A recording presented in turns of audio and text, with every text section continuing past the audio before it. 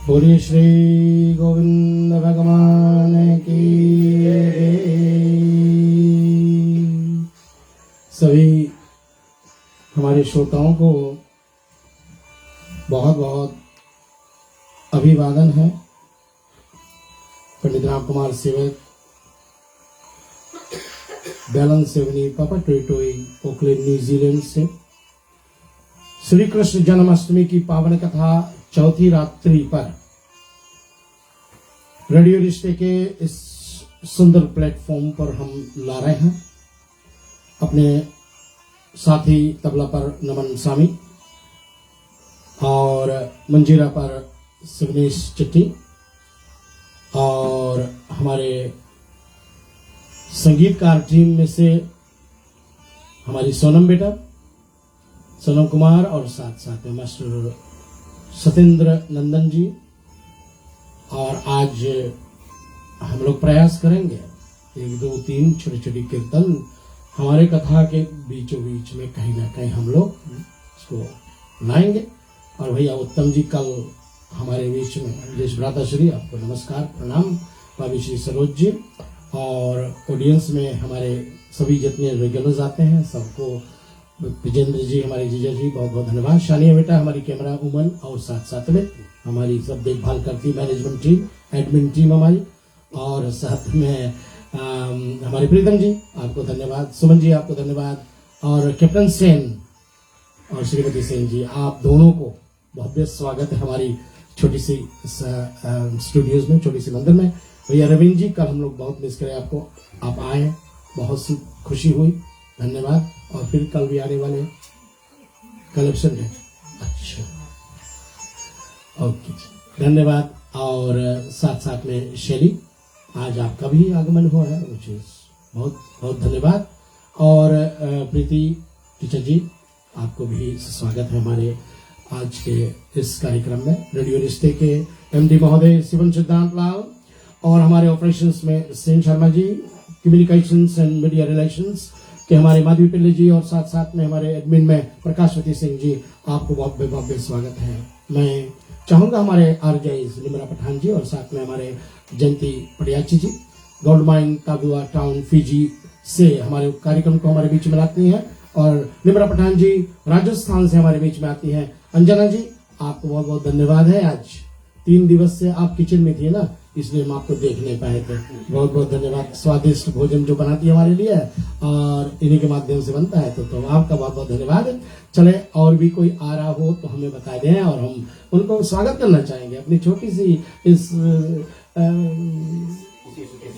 उतेश जी, उतेश जी भैया कल भी थे हमारे, और स्वात्ना बेटी के पिताश्री, आइए उतेश जी भैया, आपका भी सुस्वागत है। आइए, मैं अपने माता श्री को बड़ा खुशी हुई आज, माता श्री को बड़ा फ्रेश देख करके, क्योंकि हम थोड़ी देर पहले वहीं से आ रहे हैं। माता जी को प्रणाम है मेरी, और साथ में पिताश्री के स्वर्गीय आत्मा को मेरा साष्टांग प्रणाम है। हमारे गुरुदेव भगवान तुलसीबारी राम घाट अयोध्या में बैठे हुए, अयोध्या धाम में, श्री धाम में हम सबको अपना आशीर्वाद दे रहे हैं। प्रातः स्मरणीय संत श्री स्वामी लक्ष्मणदास जी महाराज जी के चरणों को मेरा बार बार प्रणाम है। साथ में हमारे भागवत कृपा सेवा आश्रम पर विराजमान, हमारे प्रोग्राम में जुड़ते हैं, हम सबको अपना प्यार आशीर्वाद देते हैं संत श्री मुक्तमणि शास्त्री जी, जितने भी अन्य सदस्य हमारे भागवत कृपा सेवा आश्रम पर, आप सबको बहुत बहुत धन्यवाद। और याद रहे आप सबको, श्री स्वामी संत मुक्तमणि शास्त्री जी हमारे बीच में शुक्रवार की शाम को आएंगे। मैं टाइम निर्धारित करके आपको बताएं, और हमारे बीच में यज्ञ जो है डायरेक्टली अयोध्या श्री धाम से हम लोग लाइव उसको करेंगे, जो 10 मिनट का हवन होगा वो हमारे आखिरी दिवस में रात्रि को, लेकिन कितना बजे इसका समय जो है हम बाद में निर्धारित करेंगे। शिवन सिद्धांत लाल जी से हम संपर्क करके तो हम आपको कल परसों में जरूर बताएंगे। आइए, जितने साधु समाज हैं दुनिया भर में, जहां जहां से अपना प्यार आशीर्वाद हमको दे रहे हैं, आप सबको बहुत बहुत स्वागत है। मिथिलेश भैया जी, मैं आपको कैसे भूलूं, बहुत बहुत धन्यवाद आपको। और साथ में सतीश कुमार भैया, हमारे भक्ति संस्कृति संस्कार सेवा पेज से आप को बहुत बहुत धन्यवाद है। और कैसे भूलूं मैं अपने जो मेजर स्पॉन्सर हैं हमारे नए NHL होल्डिंग्स लिमिटेड के कमलेश नायडू भैया, धन्यवाद आपका। भगवान करे आपके व्यापार में बहुत तरक्की हो, यही मंगल कामनाएं हम करेंगे। वैसे तो कुछ दे करके मांगना कुछ नहीं चाहिए, लेकिन एक प्रोटोकॉल बनती है भैया, कोई हमें योगदान दे ऐसे ऐसे कार्य में, तो उनका हम स्वागत इस तरह से करते हैं कि जो माँ लक्ष्मी की कृपा आप पर बरसी है ना, वो दिन दुगनी रात चौगुनी बढ़ती रहे। यही कामनाओं को लेकर के चले हम लोग भाव से सभी कोई आज एक छोटी सी प्रार्थना हम करेंगे, फिर हम सीधे सोनम बेटे के जहाँ चलते हैं और उनके माध्यम से एक छोटा सा प्रसंग, एक कीर्तन और हम आज की कार्रवाई जो प्रसंग है उसमें डूबेंगे। भाव से चले हम बोले, बोलो श्री गणपति भगवान की जय। ओम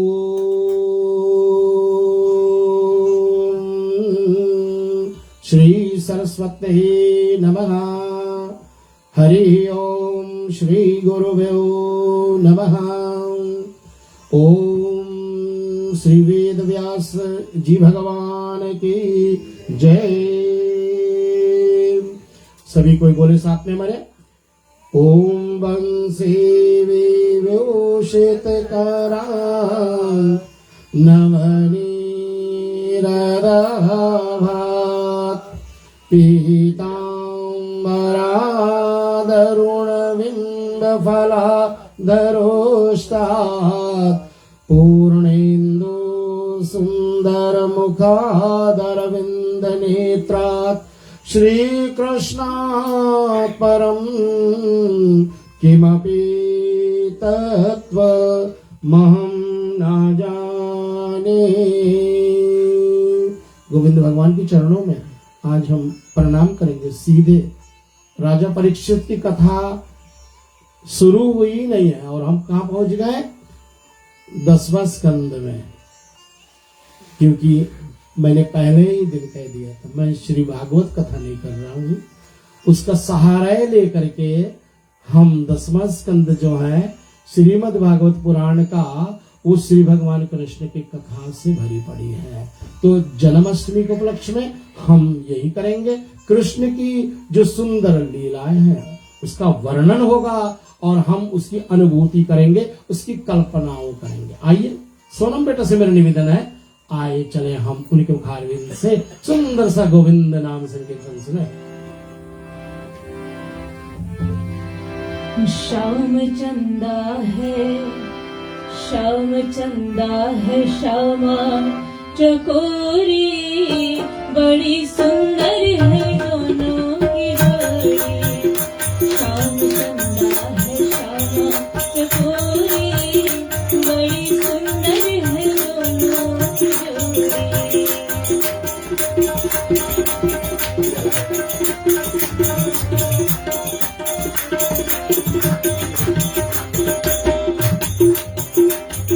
है दोनों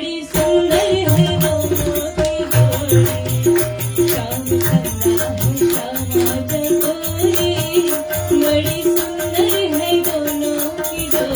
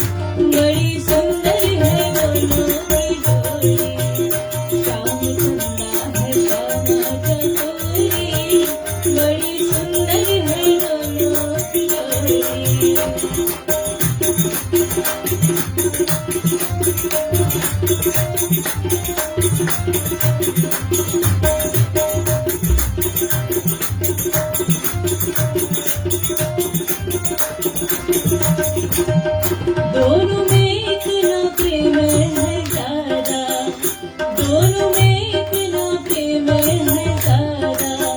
राधा मोहन है, मोहन है राधा, राधा मोहन है, मोहन है राधा। कृष्ण मन का मधुर राधा बोली, बड़ी सुंदर है दोनों की जोड़ी।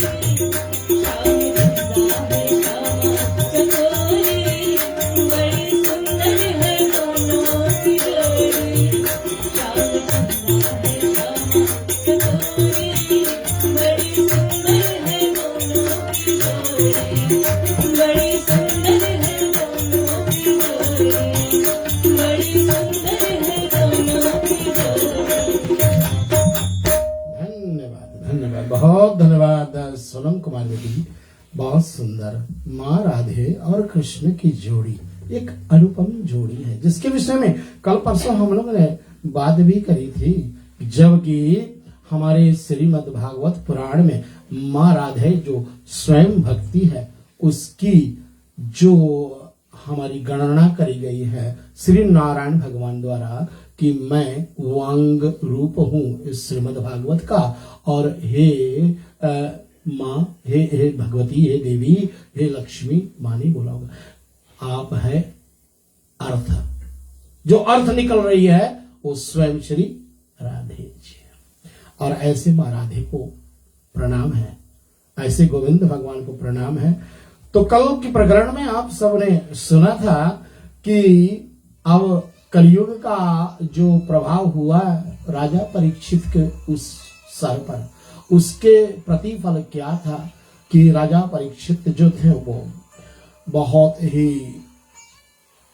कलयुग के प्रभाव के कारण से ऐसी अपने आप को दुर्गति दशा में ले गए कि समीक मुनि के गले में मरा सांप को डाल दिया। और जैसे ही लौट करके आता है अपने महल में, तो जरासंध का मुकुट पहना हुआ था, तो जैसे ही उन्होंने मुकुट उतारी, क्योंकि उन्होंने 5 जगह दी कि जाओ कलयुग तुम अमुक अमुक जगह पर रहो। एक तो हमारे आप जहां जुआ आदि खेली जाती है वहां पर कलयुग का वास होता है, और जहां पर हमारे कुसंग महिलाएं होती हैं वहां पर तुम्हारा वास होगा, और तीसरा जहां पर मधुपान होती हैं वहां पर तुम्हारा वास होगा, और जो चौथा जगह होगा वो होगा जहां पर हिंसा करी जाती है, बुच्चरी में, वहां पर तुम्हारा वास होगा। और फिर हाथ जोड़े खड़ा हुआ, एक जगह और दे दो, और जगह दे दिया, स्वर्ण। नाउ अब आप बोलेंगे स्वर्ण तो बहुत सुंदर चीज है, हम लोग स्वर्ण को दान करते हैं, स्वर्ण दान देने से मृतक समय में जो कहते हैं अग्नि भगवान का धातु होता है, इसलिए 7 स्वर्ण दिया जाता है, एक मुख में, 2 नाक में, 2 आंखों में और 2 कान में। 7 स्वर्ण दान करने से ये हमारे 7 जो दरवाजे हैं, और 2 दरवाजे और इस शरीर का है, लेकिन प्राण अगर इन 7 दरवाजे से निकलता है तो वो वैकुंठ धाम को जाता है, वो स्वर्ग लोक आदि को लोक को प्राप्त होता है। तो इस कारण से स्वर्ण तुलसी दान जो है इसकी महत्व बताई गई है अंतिम समय में, जिस किसी की जब मृत्यु नजदीक आती है तो स्वर्ण दान तो अच्छी दान है भैया। स्वर्ण दान कर्ण ने तो स्वर्ण दान किए जीवन भर, यहाँ तक कि सूर्य देवता के पुत्र हैं वो, और उन्होंने कवच था वो स्वर्ण का था, उसने अपने ही तलवारों से अपने शरीर पर से कवच को छील करके निकाल दिया, स्वर्ण दान कर दिया। दांत भी उन्होंने लगाए थे स्वर्ण के, स्वर्ण दांत भी तोड़ करके निकाल करके दे दिया। तो आप सोचे स्वर्ण दान इतना है तो क्यों कलयुग को कहा कि तू स्वर्ण में रहे। स्वर्ण में इस कारण से क्योंकि लोग जो है ना ये चकाचौंध की दुनिया में बहुत ज्यादा, अगर हमने क्या किया है, स्वर्ण में अपना आसक्ति ले लिया है, स्वर्ण में अगर हमने लालच का दृष्टि से देखा है कि जब जब हमारे पास इतना तोला सोना है, हमारे पास ये है, हमारे वश है। हनुमान जी की दिखे ना, उसमें क्या लिखा है? हनुमान जी की जो श्लोक आती है, आज ट्यूजडे नॉर्मल रामायण कथा आती है हमारे यहाँ से, लेकिन आज तो भगवान श्री कृष्ण की कथा गाई जा रही है। तो श्रोताओं, आज जो बैठे हुए कि राम कथा वहां से नारायण तक को मार दी हमने, अब हम लोग वेट कर ले शानिया बेटी के रिक्वेस्ट पर रावण आए तो युद्ध करेंगे हम लोग। अगले मंगलवार को इसी स्टूडियो से मिलेंगे, श्री राम कथा को पुनः शुरू करेंगे, लेकिन अभी इस बार श्री कृष्ण भगवान की कथा हो रही है। तो कृष्ण भगवान की कथा के अंतर्गत में आप देखें कि जब ये जो हम लोग बात कर रहे थे अभी, जिस कारण से कि स्वर्ण जो होती है, ये क्या है? हनुमान जी की जो कथा थी उसमें भी स्वर्ण है। तो स्वर्ण का मतलब अतुलित बलधामम सुवर्ण शैलावदेहम, उनका डिस्क्रिप्शन दिया गया है कि हनुमान जी कैसे हैं। उनके जो शरीर है वो स्वर्ण जैसा है ना। अतुलित बलधामम सुवर्ण शैलावदेहम धनुज बल कृशानम ज्ञानी नाम अग्रगण्यम, ये हनुमान जी है। लेकिन स्वर्ण का भाव इतना सुंदर, और यहाँ कलयुग को बताया कि तू स्वर्ण में रहे, तो आज से जितने हमारे महिला लोग स्वर्ण उतार देंगे, सोना नहीं पहन करके आएंगे, फिर बोलेंगे इसमें तो कलयुग का वास है ना। लेकिन हाँ, पहनो, खूब पहनो, इतना पहनो, लेकिन उस पहनाई में कभी आप अपने आप को आसक्त ना हो जाओ, इस चेतावनी को दिया है ना।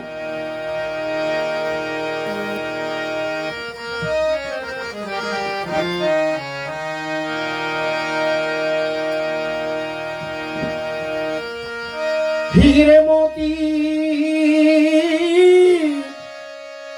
से नहीं शोभा है उस हाथ की,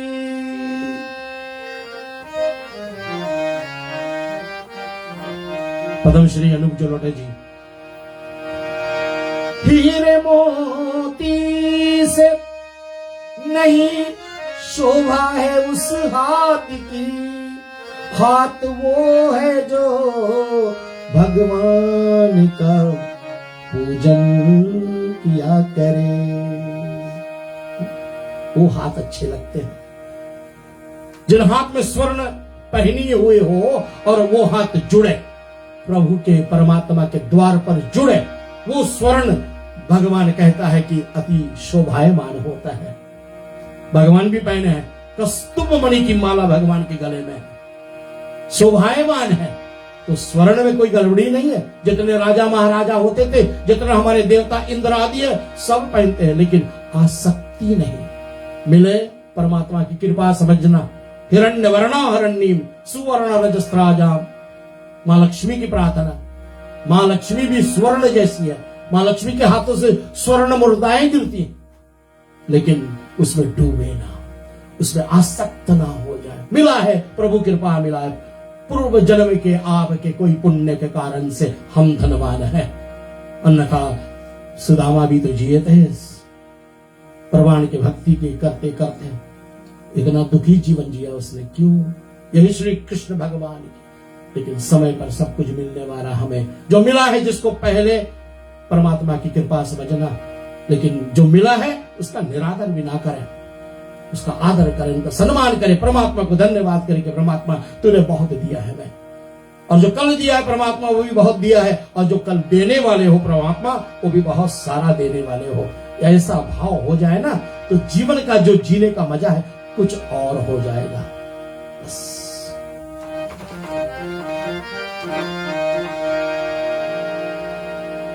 स्वर्ण जगह दे दिया, स्वर्ण राज मुकुट जो था वो जरासंध का था, इस कारण से इतना गलती कर दी उन्होंने। श्रृंगी ऋषि को पता लगा मेरे पिता के गले में बड़ा सांप डारा हुआ, राजा परीक्षित चले गए या जो भी राजा लाए हुए थे, श्रापित कर दिया कि 7 दिन में तक्षक नाग काटे और मृत्यु। अब इसका तोड़ क्या है? समय ऋषि स्वयं आए और सचेत कर दिया, हे महाराज समय नहीं है गवाने के पास, आपके पास बिल्कुल सब। ये राजा परीक्षित की नहीं है, सिर्फ हमारे और आपकी भी कथा है भैया। हमारे पास भी 7 दिन है, मंडे टू संडे, जोड़ लो आप। मंडे टू संडे हमारे पास भी 7 दिन होते हैं, और इन 7 दिन में कहीं ना कहीं हम मर जाएंगे, कभी ना कभी मर जाएंगे। आई मोरिन, इसलिए कोई अमर नहीं है, जीवन में कोई अमर नहीं, सब आया। दुनिया में हजारों का मेला हुआ, दादरा हंस जब भी उड़ा तो अकेला उड़ा। दुनिया में हजारों का मेला हुआ, हंस जब भी उड़ा तो अकेला उड़ा।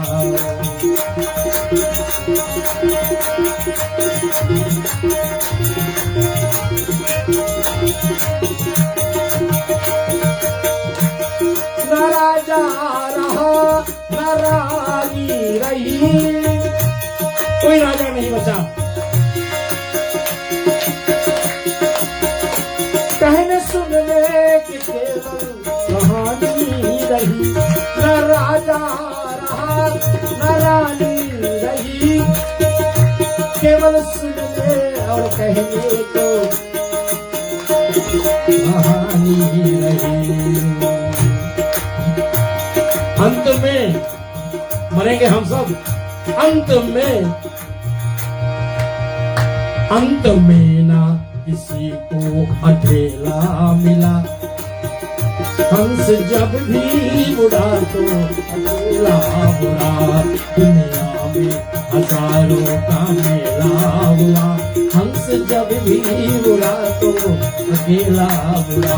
हंस जब भी उड़ा तो अकेला।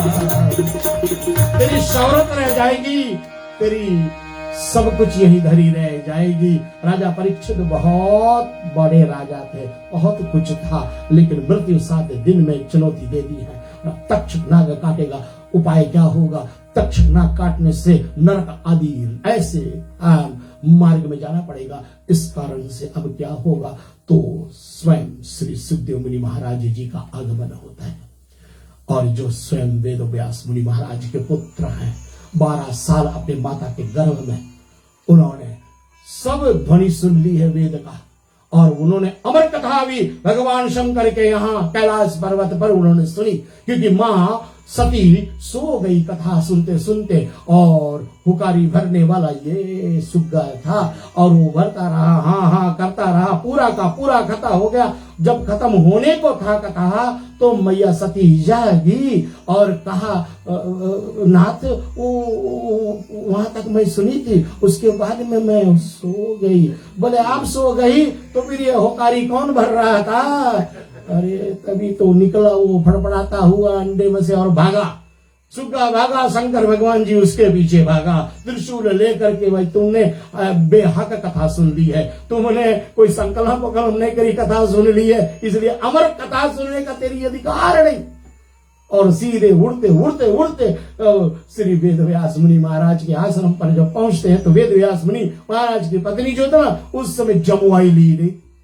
अरे भाई कभी कभी हमारे माताएं इतने नहीं, देखो ना, जमुआई ले तो थोड़ा सोच समझ करके, भाई ऐसा ना हो जाए कि व्रत रखे और 2-4 कीड़े मकोड़े हल जाए ना, बोनलेस वाले सब, तो फिर मुश्किल है। सब जितना व्रत चला गई हमारी। और यहाँ तो सुग्गा लग गया अंदर और चुप बैठ गया, और शंकर भगवान खड़े इधर उधर गाड़ में, जब निकले तो मारूंगा, जब निकले तो मारूंगा। फिर बाद में बहुत समझाया शंकर भगवान को, भाई अब सुन लिया तो सुन लिया, अब तो मरेगा नहीं, अमर कथा सुन ली है, इसलिए वो मरेगा क्या?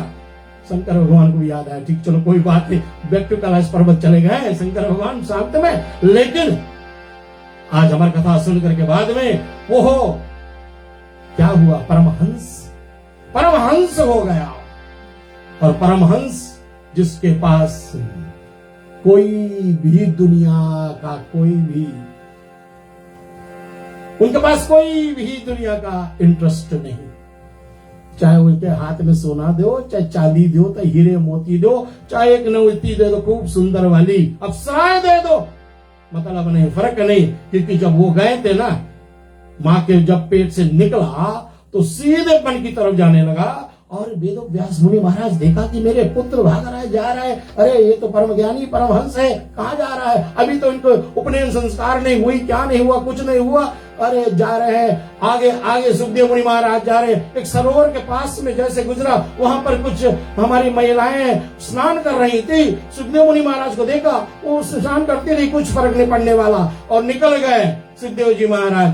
और लेकिन उसके पीछे पिताजी जब वेद व्यास जा रहे थे तो सबने वस्त्र से अपने आप को ढक लिया। तो पूछा गया, अरे भाई अभी हमारे नौजवान हो गए, मेरा पुत्र जो नवयुवक है वो गया, आप सब शर्माए नहीं और मैं जा रहा हूं बूढ़ा। आप शर्मा गए? बोले क्यों? बोले आप संसारी हो, आप में मुसीबत है, आप में वासनाएं हैं, वो तो परमहंस है, उसको क्या फर्क है ना। कोई ऐसे बैठा कोई ऐसे बैठा। तो सुखदेव मुनि महाराज जो है परमहंस है, परम ज्ञानी है, और उन्हीं के मुखारविंद से ही कथा सुनी जाएगी। राजा परीक्षित को मोक्ष देने वाला अगर कोई है तो वो स्वयं श्री शुकाचार्य जी हैं। और जब पता लगा कि शुकाचार्य महाराज जी कथा सुनाने चले हैं तो जितने भी देवता हैं, ऋषि वृंद देवता, यहां तक कि वेद व्यास मुनि स्वयं आ गए। श्री सिद्धदेव मुनि महाराज को उन्होंने प्रणाम किया। सिद्धदेव मुनि महाराज बड़े सोच में पड़ गए कि भाई मेरे पिता, देखो ये जो आसन पर मैं बैठा हूं इसको व्यासपीठ बोलते हैं, और ये व्यासपीठ जो है वेद व्यास भगवान जी का स्वरूप है, इसलिए हम लोग बोलते हैं नमस्तुते व्यास विशाल बुद्धे फुल्लारविंदाय पत्राय विनाशाय। जिनकी तत्वज्ञान इतना बड़ा है जो तीन ताप को मिटाने वाला है, ऐसे वेद व्यास मुनि हैं। और उन्होंने इस श्रीमद् भागवत पुराण की रचना करी है। लेकिन वेद व्यास मुनि आए और अपने पुत्र का वो अगर प्रणाम कर रहा हो तो ये बात जची नहीं।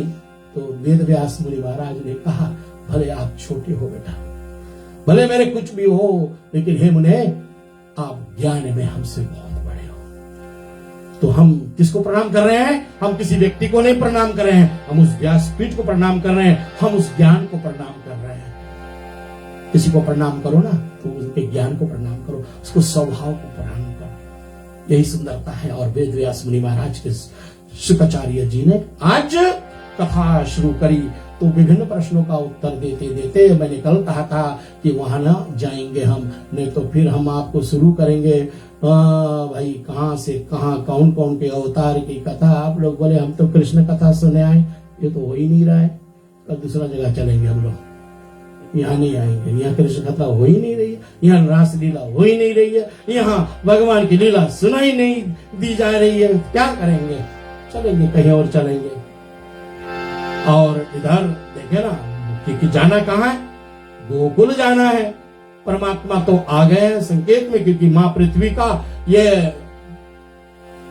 परम परम परम उनकी प्रार्थना थी।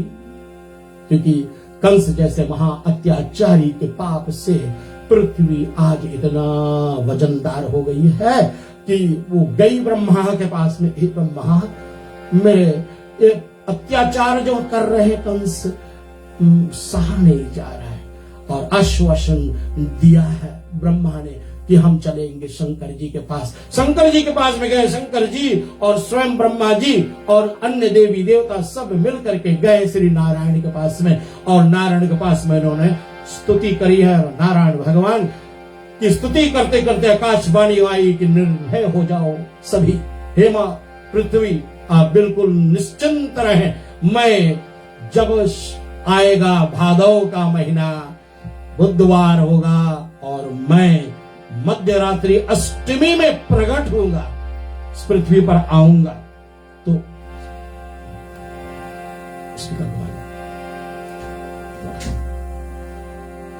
मैं आऊंगा पृथ्वी पर। बोले श्री गोविंद भगवान की जय।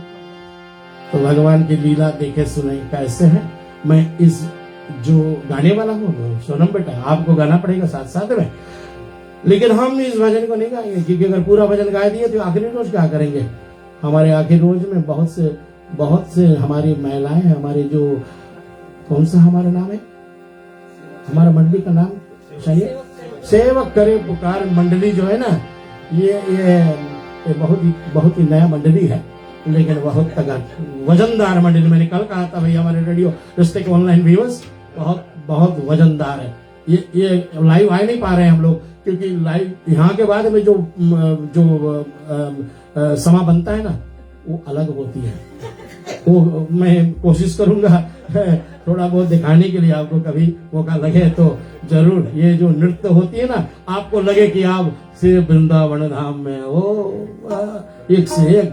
आजकल तो बताया जाता है भैया क्या पहनना है, व्यासपीठ पर बैठने वाला क्या पहनेगा, तो मैंने कहा ऑरेंज चलेगा। आज सब ऑरेंज ऑरेंज दिख रहे हैं। अभी शानिया बेटी हमारी आपको दिखाएंगे, देख आराम से बैठी हुई है सब। तो परमात्मा ने जब आश्वासन दे दिया, समय तो आया, लेकिन प्रभु की लीला इतना विस्तार है, प्रभु की लीला समझने के मम माया दुर्त्या, अर्जुन से कहते हैं भगवान कृष्ण, मेरी माया को समझना बहुत कठिन है अर्जुन। इसलिए तेरी लीला को न पाया कोई पार, तेरी लीला तेरी तू ही जानी, तेरी माया को न पाया कोई पार, लीला तेरी तू ही जानी।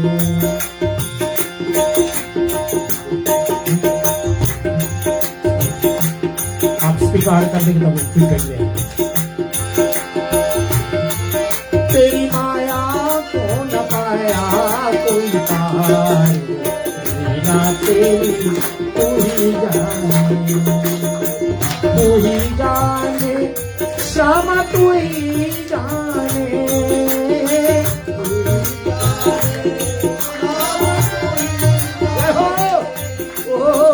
ही जाने श्यामा तू ही जाने,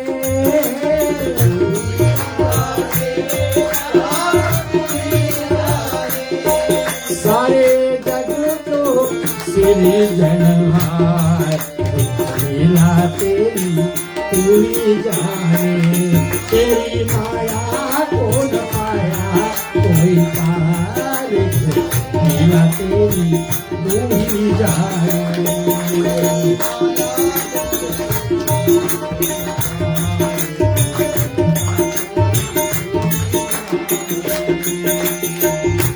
उस समय आवाज आई, आकाशवाणी आई,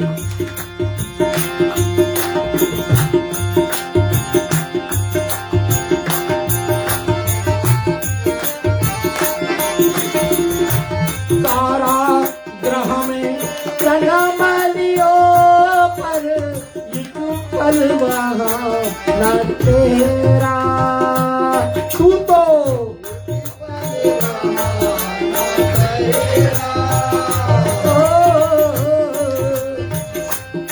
कारागृह में जन्म लियो पर एक पल वहाँ न तेरा,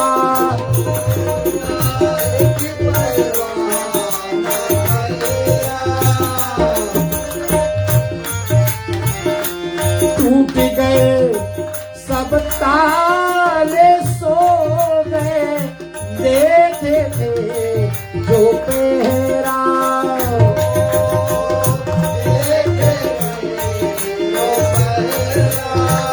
टूट गए सब ताले सो गए, देखे थे जो पहरा,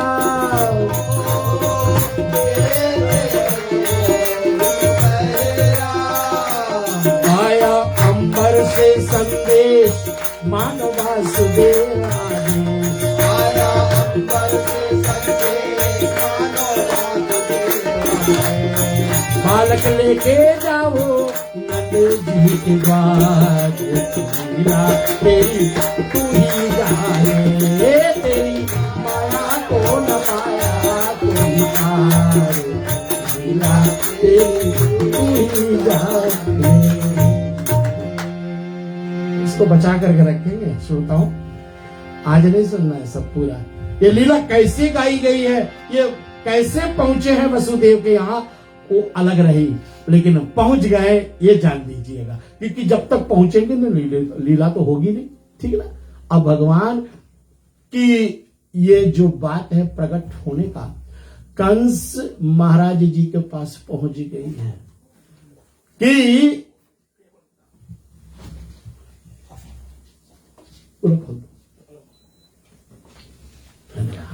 ठीक है, धन्यवाद, जैसे बहुत बहुत धन्यवाद।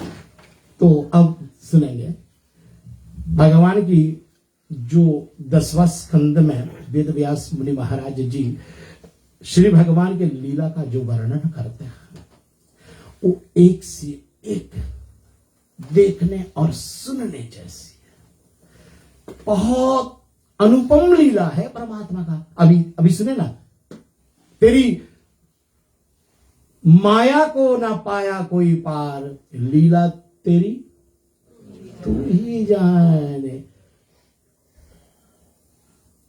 जो जनवाता है जब आप, जे जाने सोई देई जनाई, वाल्मीकि प्रसंग।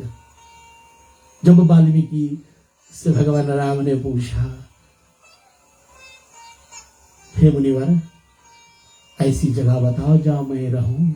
अपने अनुज और अपने भार्या के साथ में तो वाल्मीकि मुनि महाराज ने पहले तो मुस्कुराए और कहा, हे प्रभु आप कोई ऐसी जगह बताओ जहां आप हो नहीं।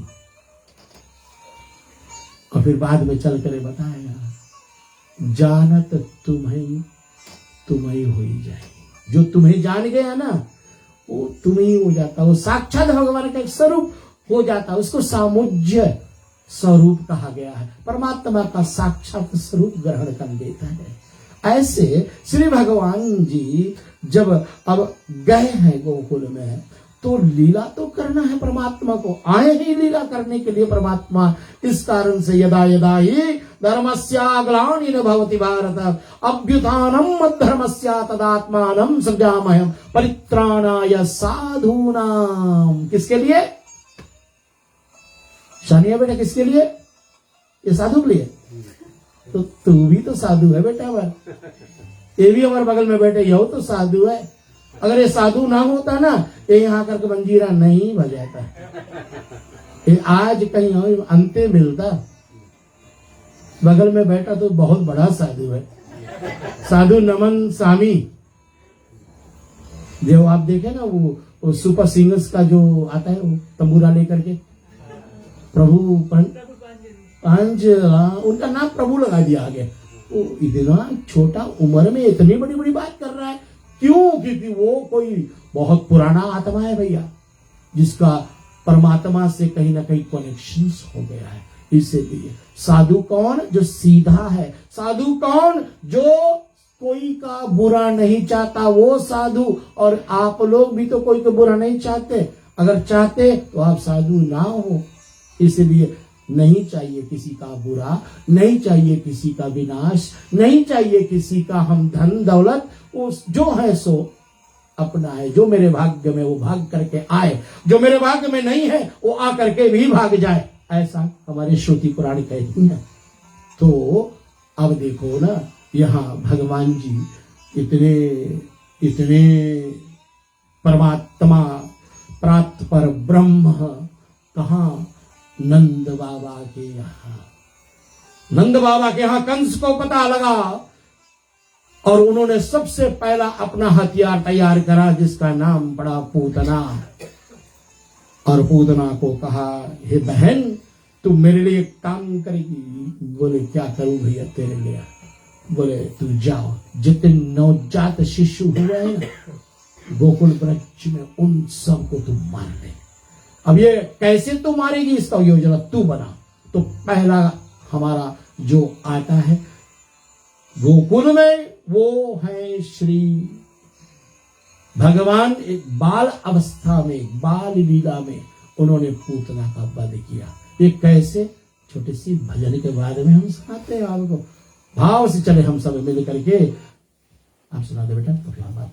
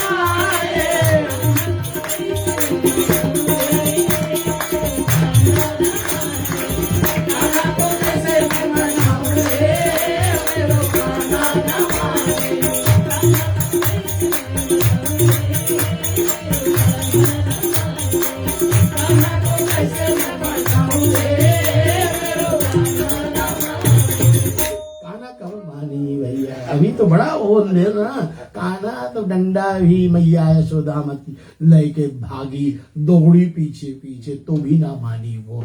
काना नटखट है, यही लीला करने के लिए तो आए हैं श्री कृष्ण जी अपने बाल रूप में। और जब आए हैं तो पूतना का वध सबसे पहले किया, भेजा पूतना को। और एक सुंदरी रूप धर करके पूतना ऐसी सुंदर रूप धर करके आई है कि क्या बताएं आपको। ऐसे रूप जो मोहित कर दे, अप्सराओं जैसी, ऐसा तैयार हो करके जब आई है घर घर घूमती घूमती घूमती एकाएक रानी यशोदा के घर पर पहुंचती है। अब वहां तो लल्ला जी देख लिए पलड़े में छोड़ने की मौसी आई है। अब मौसी को तो ठिकाना लगाना है। पूतना, पूत का मतलब जिसके पास कोई संतान नहीं। कई पूर्व जन्म में उन्होंने परमात्मा से कहीं ऐसा निवेदन कर लिया कि हे परमात्मन, कभी आप मेरे घर पुत्र बन करके आओ ना। परमाना हिमन, हिमन में ये राजा बलि की कथा है, वहां नहीं जाएंगे हम। ये वहां चलेंगे तो बड़ा मुश्किल पड़ जाएगी फिर। ये हमारे जी जी जी तो लंबा कथा हो जाएगी। लेकिन अभी इतना जान ले कि कोई वरदान तो होगा कि माँ का रूप दिया उनको, माँ का सहज मुक्ति दी है, माँ का स्वरूप लेकर के आई जब पूतना तो कहा कि आ गई, हम तो प्रतीक्षा कर रहे थे अब की। और जैसे नंदरानी देखी कि अरे भैया ये तो बड़ी सुंदरी है कोई, हमारे घर को वाह वाह, और बैठ गई। बोले तू अपना काम कर ले, मैं लल्ला को देखती हूँ। और मैया यशोदा जुड़ गई अपने काज काम में, लुक गई। झाड़ू पोछा में, दूध है, मैया के पास बहुत काम है। मैया माखन मांसती है, आप लोग करते हैं। मैया यशोदा बहुत बड़ी महारानी है। 51 चौक का महल है राजा नंद का, बहुत बड़ी है। बहुत सारे गई, 9 लाख गैया है। 9 लाख मीन्स 900,000 गाइस। कैसे दुआ हुई उठा मिल्किंग मशीन तो ना नहीं, परमात्मा की कृपा, वो जाने होकर काम जाने परमात्मा। इतना लिखा हमने, पढ़ दिया, हमने बोल दिया, समझना आपके ऊपर है दादा। हाँ, तो वो मैया के पास बहुत काम काज है और मैया लग गई कुछ काम काज में, और इधर ये धीरे धीरे धीरे पलना के पास बैठती हैं, और कन्हैया देखा, बोले आजा मौसी, आजा मौसी, उठा लो। और मौसी ने उठा लिया, मौसी उठा लिया। वो सबके सामने तो जो काम करने आई वो तो कर नहीं पाएगी। मौसी बाहर ले गई, पूतना मौसी, और एकांत जगह पर बैठ करके, और अपने, क्योंकि उन्होंने अपने स्तन में विष लगाया हुआ है ना, पॉइजन, पैराकोट से जाए बहुत स्ट्रॉन्ग। पैराकोट तो आदमी पिए तो मरे ना, ये तो खाली सिर्फ टच करने से टेस्ट बड पर उसकी मृत्यु हो जाती है। इतना भयंकर विष लगा करके वो आई हुई है, और कन्हैया को उन्होंने विष पान करवाया, दूध पान नहीं करवाया। और कन्हैया भी करने लगे, और धीरे धीरे वो उनके प्राण भी खींचने लगे दूध के साथ में। और क्योंकि कन्हैया जानते कि इसके अंदर में जो भरा वो दुर्गंध है, और किसी वक्त को तरन तार करना है, दुर्गंध को निकालना है पहले। कन्हैया सबका दुर्गंध नहीं दूर करने पाएंगे भैया, नहीं, क्योंकि वो हमें और आपको करना पड़ेगा। कैसे करना पड़ेगा?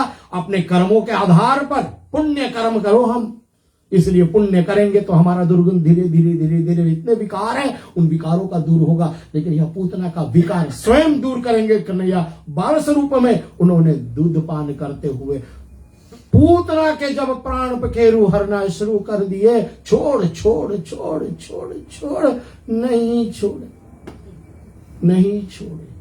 कन्हैया ने उनके प्राण हर ली, प्राण हर ली। और मरते समय जब वो गिरी है तो अपने वो सुंदरी रूप को उन्होंने तज दी, और अपने साक्षात रूप में आ गई।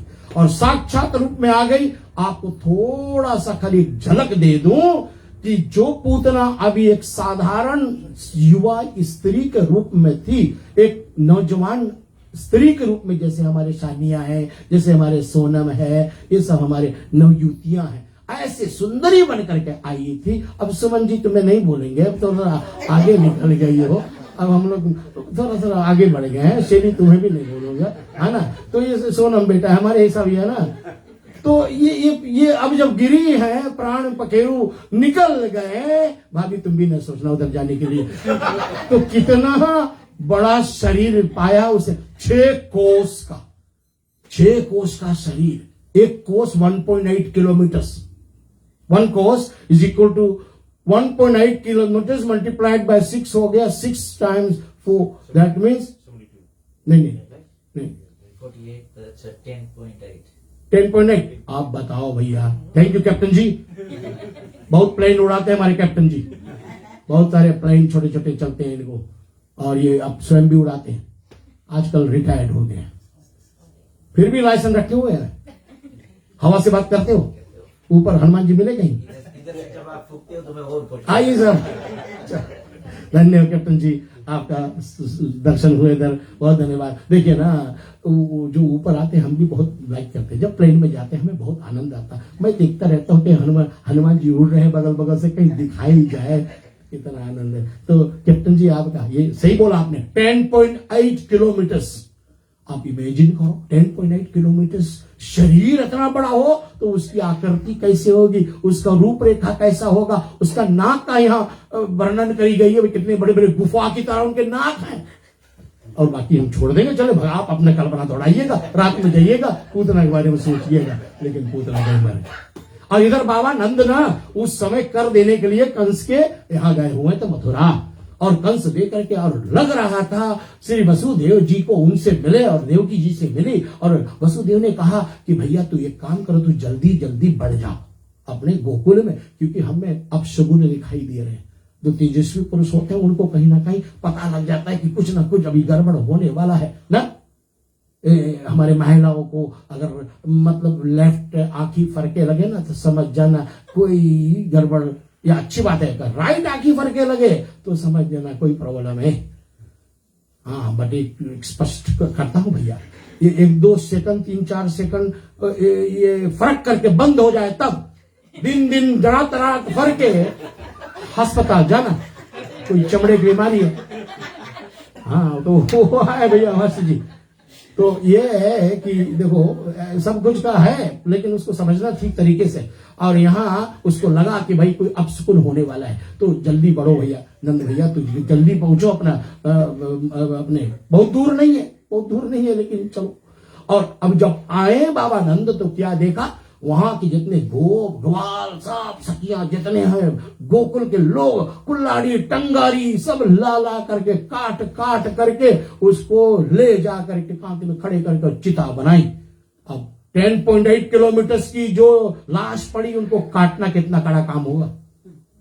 बाय दैट टाइम जब नंद बाबा आए तो देखा, अरे भाई ये क्या हो गया, इधर नंद रानी और रोहिणी ये सब घबरा गए कि भाई ये कौन सी आपातकाल आ गई। अब तो फिर कपूर बारे, नजर उतारे, फिर ये करे वो करे, गौमूत्र लाए और उसको स्नान कराए, कन्हैया बच गए हमारे कन्ने। ना जाने की जो करता धरता सारा संसार का वही बैठा हुआ है यहाँ, सबके पिता के पिता है वो बैठा हुआ है ना। बाद में चल के और एक कथा बताएंगे हम आपको, अभी नहीं, आज नहीं बताएंगे, आज तो समय हो गया ना, तो कल परसों नरसों में कोई समय में मैं बताऊंगा। जब हम किसी को ऐसे देखते हैं कि कोई आम व्यक्ति, भगवान ये कहता है अर्जुन से कि अर्जुन, लोग मुझे जो समझते हैं कि मैं कोई साधारण मानव हूं, तो वो गलत सोचते हैं। उनका बुद्धि जो है ना वो उतना बाहर तक नहीं जाता है। मैं तो सबके आश्रय हूं, मेरा आश्रय कोई ले लेगा तो उनको मेरे परम धाम की प्राप्ति अवश्य मिलेगी। इसलिए आज यहाँ पूतना का जब शरीर को घेर कर दिया, उस समय बाबा नंद आ गए और देखा, अरे भैया हो जलाई गई पूतना की चिता को, आग लगी, दू हुआ धुआं। अब कोई शरीर इतना बड़ा हो जलेगा तो कैसे होगा, दुर्गंध मांगे ना। हमारे यहाँ ओकलैंड में जो व्यवस्था है वो बहुत सुंदर है। आप जानते हो कि जब किसी की मृतक शरीर को जलाया जाता है तो वो सील्ड ओवन होती है, कोई भी वहां से हवा वास नहीं आ सकता है। तो जल करके राख भी हो जाए तो कुछ भी नहीं, वहां से लौट करके आए, स्नान करने की जरूरत नहीं है। ये बात खाली शम्मी मामी के लिए बताना था। हाँ। लेकिन चिता जले, आप कभी जाए, आप कभी नेपाल जाए, काठमांडू जाए, काठमांडू में भाभी आप गई ना, सरोज भाभी, भैया आप भी गए और अंजना जी आप भी गई। तो हमारे वहां जो पशुपतिनाथ की मंदिर है ना, इधर पशुपतिनाथ की मंदिर है, बगल में चिता जल रही है।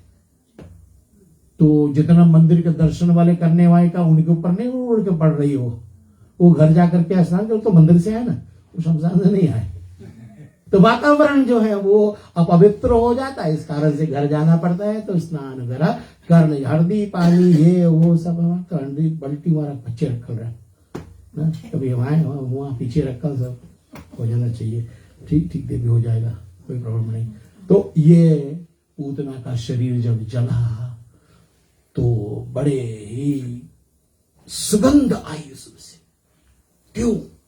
सोचना, इस पर विचार करना। आप जब कभी जाए तो चिंतन करें। जैसे गाय दिन भर चलने के बाद में क्या होती है, गाय पागुर करती है ना, दिन भर खाया उसने फिर पागुर करती है। यही हमको करना है, जो हमने सुना उस पर मनन करना है। गाय वो अंदर खाना जो ना छोटा छोटा घास ला करके फिर मुंह में लाती है, फिर उसको चूसती है, मिसती है, मिक्स करती है, तब उससे दूध बनता, तो तुम पीती हो, तुम इतने बड़ी होगी। यही मैया यशोदा ने इसी तरह से लल्ला को समझाया। अब तुम लोग भी तो हमारे लल्ली लोग हो, विश्वान की लली हो, तो हमें समझाना पड़ेगा इसी तरह से कैसे होता है। तो अब वहां सुगंध इतना सुंदर सुगंध। क्या हुआ? क्योंकि उनके हर एक विकार निकल गए, और विकार जब इंसान का निकल जाए तो स्वाभाविक है शरीर सुंदर हो ही जाएगा, जीते जी चाहे मरते मरते भी। तो आज की कथा तो विराम पर जाने वाली, लेकिन मास्टर श्री आइए, मास्टर सत्येंद्र नंदन जी एक सुंदर सा भजन सुनाएंगे हमें। और भैया उत्तम जी कैसे बात है आज?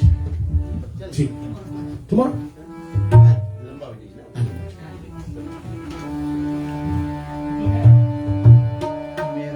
की कृपा से सब काम हो रहा है।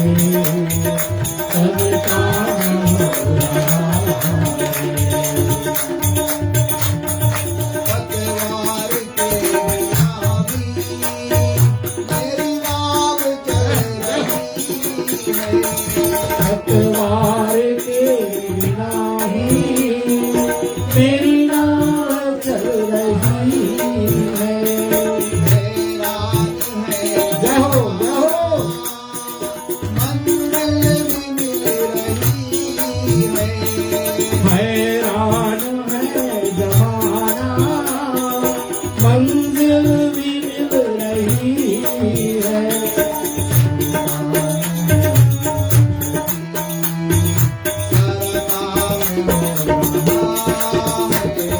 तेरी आँखों की कृपा से सब काम हो रहा है।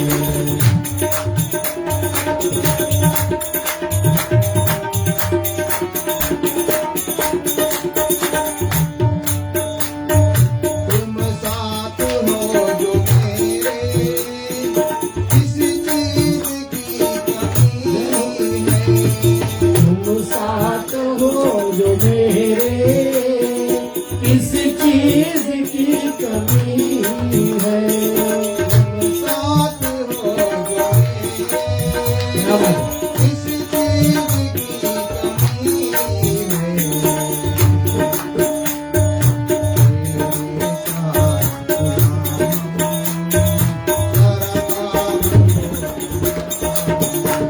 मेरी आँख की कृपा से सब काम हो रहा है।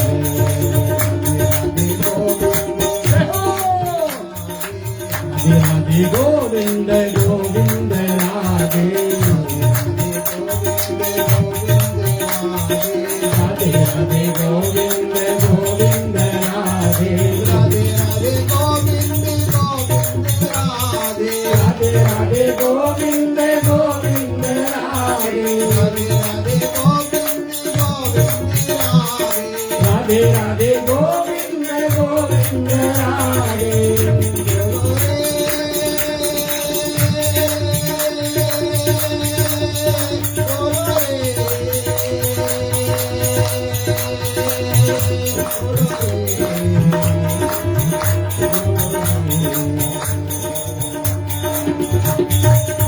बोलो श्री गोविंद भगवान की। प्रॉमिस करते हैं रेडियो लिस्टर कि ऑनलाइन व्यूअर्स और जितने हमारे साथ दे रहे हैं, जो जो हमारी प्रोग्राम बहुत संख्या में आप सब साथ दे रहे हैं, हमारी हर रात्रि को आपकी नंबर्स बढ़ रही है हमारे साथ में जुड़ने का। मैं आभार व्यक्त करता हूँ व्यक्तिगत रूप में आप सबको। मंच के माध्यम से यही मंगल कामनाएं करते हैं आप सबके घरों में कन्हैया का वास हो, आप कन्हैया की कृपा आप सब परिवार पर बना रहे।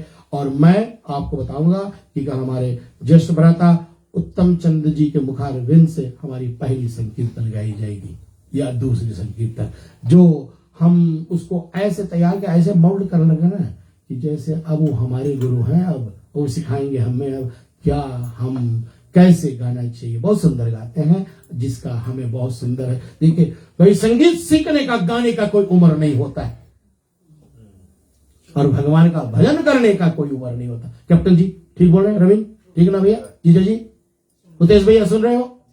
कोई भजन का समय नहीं होता, जब चाहे तब भजन करो, और किस दिन ये आखिरी श्वास निकल जाए भजन करते करते आराम से। आज की कथा का मैं रेडियो लिस्टर के माध्यम से आप सबको बहुत बहुत धन्यवाद कर रहा हूं। मैं शिवन बेटा से कल शाम को बात कर लेता हूं, थोड़ा सा प्रोग्राम में परिवर्तन करना चाहूंगा समय के आधार पर, उन फ्राइडे वाली प्रोग्राम के आखिरी प्रोग्राम का। इसलिए हम चाह रहे हैं कुछ समय हमारे पास मिले, ताकि जयंती जी और हमारे निम्रा पठान जी जो हमारे प्रोग्राम के बाद में आती हैं, तो उनको भी थोड़ा सचेत हो जाए कि क्या क्या हम करने वाले हैं। और मैंने कहा था संत श्री मुक्ता मणि शास्त्री जी हमारे बीच में शुक्रवार को शाम को आएंगे, सारे विश्व को अपने आश्रम के माध्यम से भागवत कृपा सेवा आश्रम के जो सदस्य, जितने हमारे स्टूडेंट्स, जितने विद्यार्थी है, उनके लेकर के साथ में वो हमारा यज्ञ करेंगे। श्रीमद श्री कृष्ण कथा का पूर्णाहुति होगी।